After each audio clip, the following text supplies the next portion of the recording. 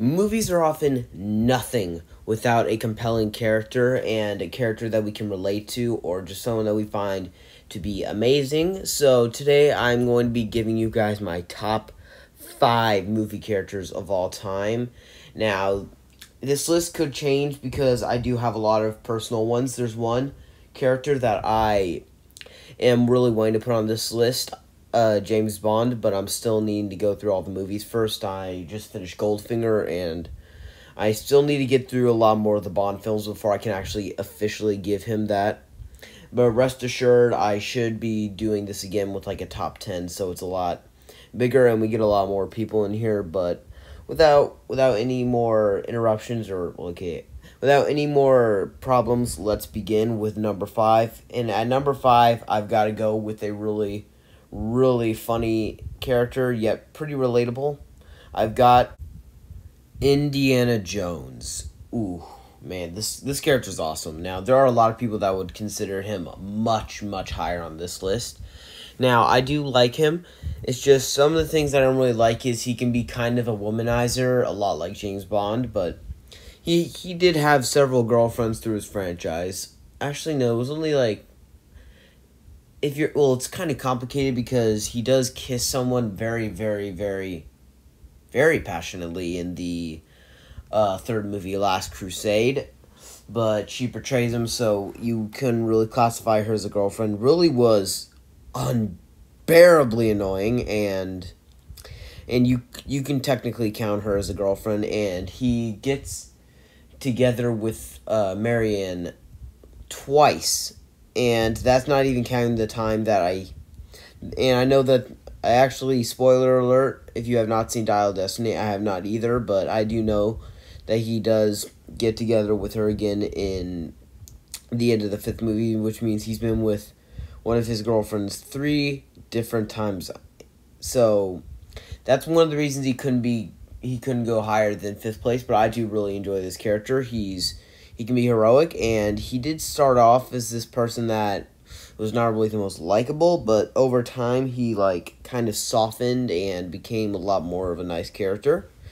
And Harrison Ford is just like this amazingly charismatic person that can really bring this character to life, who you absolutely believe is Indiana Jones, because this is Harrison Ford's most iconic role and has an amazing franchise now that is still going, with Kingdom of the Crystal Skull probably being the weak link in the franchise. Although I do need to see Dial of Destiny to see if that will change, but I don't consider this franchise to have a single bad film. Kingdom of the Crystal Skull is weak, but still, and the character, he was treated pretty well in that movie. Some of the other characters, not so much, but still, he was a very good character.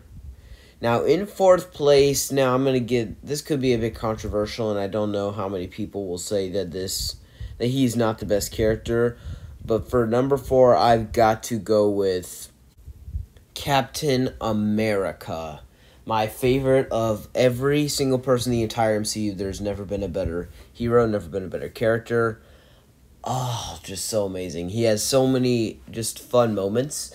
He can be funny when he needs to, with just some of these little remarks. He has probably my favorite of the trilogies, and also I think Rotten Tomato wise, he has the best franchise period at Marvel, because even the Avengers, when it comes to the fact that Age of Ultron is a 76% on Rotten Tomatoes and Infinity War has, I believe it's an 86% on Rotten Tomatoes, it edges it out because Captain America the First Avenger is in the 80s, and both Civil War and Winter Soldier are tied with a 90%, meaning that he is the highest of the Rotten Tomatoes. He's also one of the most respected. Now, I will say, some people will say that he doesn't really have a character arc through. That's because he doesn't need a character arc. He's already such an amazing character. Of all the characters in the entire MCU, who's the most likable? Captain America. Who's the one that is most likely to do the right choice? Captain America. And who is the one that I consistently find myself having to defend? Captain America. Why is it people always have to go towards Iron Man? It's usually because people just really enjoy him because, well, he did kickstart the MCU, but I have to admit, Captain America, this is how you do a character, and he doesn't have a single bad moment. Now, there is the time that we get John Walker, and he does kind of go a bit brutal and taint the shield. I think we all know what I'm talking about. Hence, It wasn't me. It wasn't me. but that has nothing to do with Steve, and I just absolutely love this character, and that's why he has to be on this list. Okay, now in third place, and our top three are now getting very, very difficult to go to. In third place, I have to go with Rocky Balboa. Just such an amazing character, and he's a very dramatic character, and we get to see them. One of the reasons he's on this list is because we see him through so many different phases of life. The first film, he's this underdog who nobody seems to really care about that much, and doesn't really seem to even have any family. All he has is he may have a few friends, but not really family. But he also, then in the second film, he's facing a bit of popularity because of his upcoming match with Creed. The third film, we see him kind of develop this ego, kind of, but not to a point to where he's this big jerk just because he thinks he's actually doing pretty well.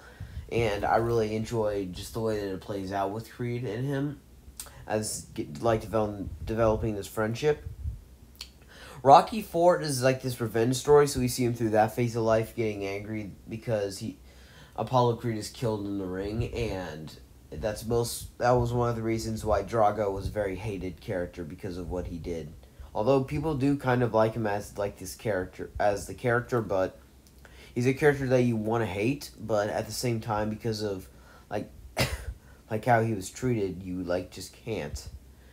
And then the fifth movie is kind of where it gets hard to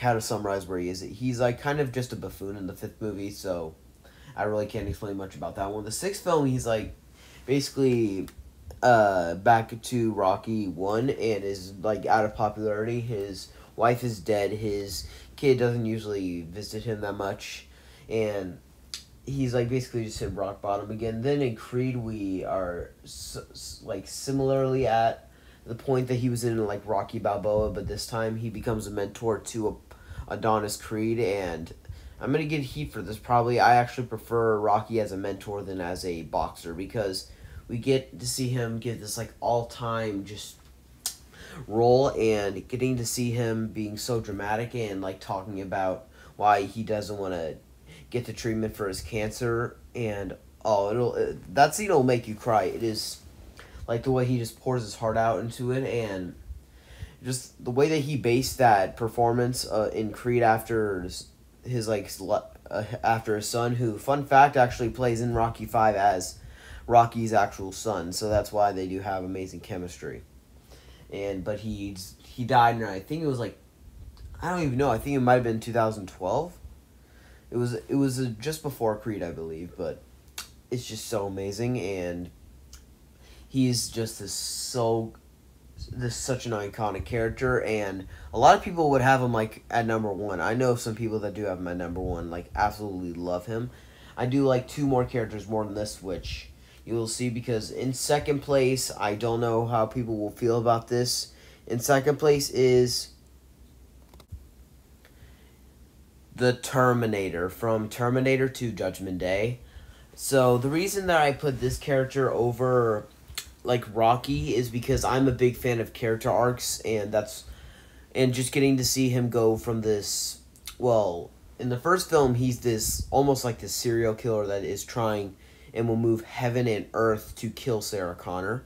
Now this one, he will move heaven and earth so he can find John Connor and protect him, where he will do anything to keep him alive because he was reprogrammed. And Arnold Schwarzenegger is amazing in this role.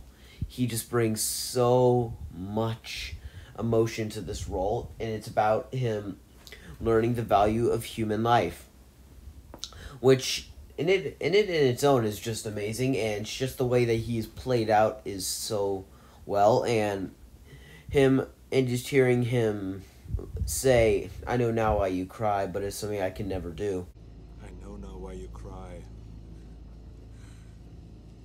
but it's something I can never do.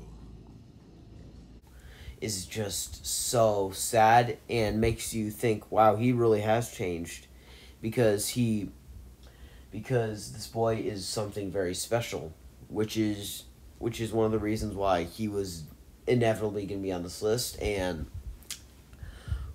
there's just nothing I dislike about him, and it also helps a lot that Terminator 2 Judgment Day is my favorite movie of all time, which also helped him get a reserved spot on this list. But unfortunately, he could not be my favorite character of all time, because my favorite movie character of all time, this could be a bit controversial and could get a lot of people pretty angry about this, but my favorite movie character of all time is Rambo. I absolutely love this character. I think the book is awesome. I still haven't finished it yet, but I am trying to finish it, and I do love the book. I think I'm liking the movie more because of, I know there's something in the book that they do to Rambo, which I absolutely hated. I saw the scene in which they did that Sylvester Stallone wisely cut out, which is a good thing. Now, some of the sequels kind of did diminish him, because in the first film he has like PTSD, and he is like he's very broken as a character, and then the other ones kind of try to make him this like big action hero, so he kind of loses his depth. For like 2 and 3, he like kind of loses his PTSD, and then out of nowhere it seems like to come back for a bit in John Rambo, and then it comes back yet again in Last Blood. But you can see him through different phases. And like the first one, he's just this like wanderer or drifter that's like out of luck, and which eventually leads to First Blood. And then you go to First Blood Part 2, where now you can see him as an action hero, which most people prefer First Blood Part 2 because you get some really good action in here. Well, I mean, in there. Then the third film, you get more action, and for a while, it was the most expensive movie of all time. It was and you can really feel the budget when you watch it. It is very big. You can then go to John Rambo and see a very, very, very, very, very brutal Rambo, absolutely going nuts, and you see him actually turn a guy into ketchup.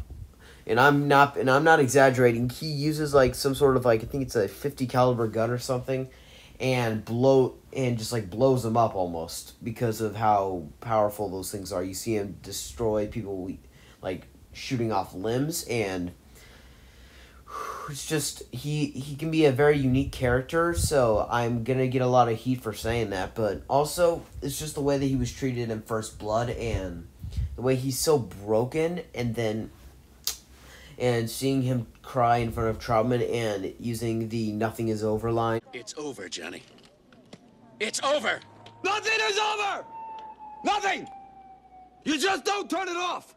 It absolutely is amazing, and it really makes you think how Vietnam people were treated. And he's almost like the symbol for like how bad it was. So it's really good to have him as this character, and him being almost like the symbol is just so iconic in its own way, which reserved him a spot on this list. And for that reason, he is my favorite movie character.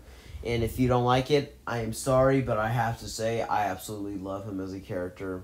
Thank you very much for watching this. And if you enjoyed this video, please subscribe, because it helps out the channel a lot. I'm trying to reach my goal now of 100 subscribers. I just reached 85. And 100 subscribers is my next goal, and I'm hoping that it can be possible. So thank you all for watching. Have a good one.